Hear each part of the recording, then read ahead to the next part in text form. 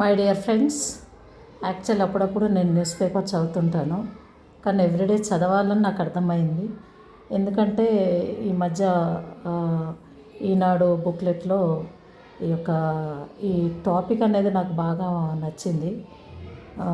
ఇక్కడ కనిపిస్తున్నటువంటి వ్యక్తి మైక్రోసాఫ్ట్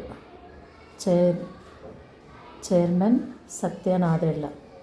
ఒక స్థాయికి చేరుకున్నాక చాలామంది నేర్చుకోవడం ఆపేస్తుంటారు, కానీ అది పొరపాటు.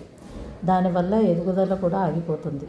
అందుకే నేను ఎప్పటికీ నిత్య విద్యార్థిగా ఉండేందుకే ఇష్టపడతాను.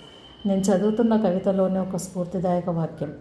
స్నేహితులతో, ఉద్యోగులతో మాట్లాడుతున్నప్పుడు వాళ్ళు చెప్పిన మంచి విషయాలు ఏవైనా కానివ్వండి, నాకు ఉపయోగపడేవి ఉంటే వెంటనే తీసుకుంటా. అలాగే ఏ పని చేస్తున్నా అందులో నాదైన ముద్ర ఉండాలనుకుంటా. భవిష్యత్తులో ఇంకేదో కొత్త అవకాశం వస్తుందని ఎదురు చూడకుండా చేస్తున్న పనిలోనే నన్ను నేను నిరూపించుకునేందుకు కష్టపడ్డా.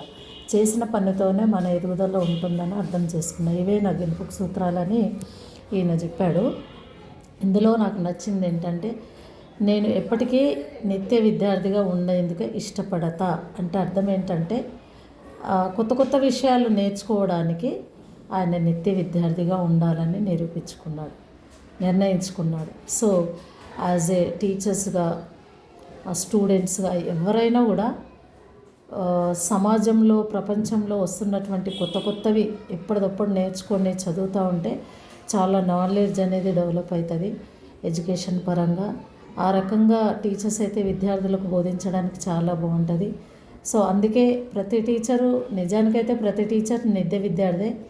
ఒక సబ్జెక్ట్ చెప్పాలి అని అంటే ఎంతో నేర్చుకొని ప్రిపేర్ అయ్యి చెప్తారు. అందువల్ల నాకు ఇది బాగా నచ్చింది. సో నా వీడియోని తప్పకుండా లైక్ చేయండి, షేర్ చేయండి. Thank you.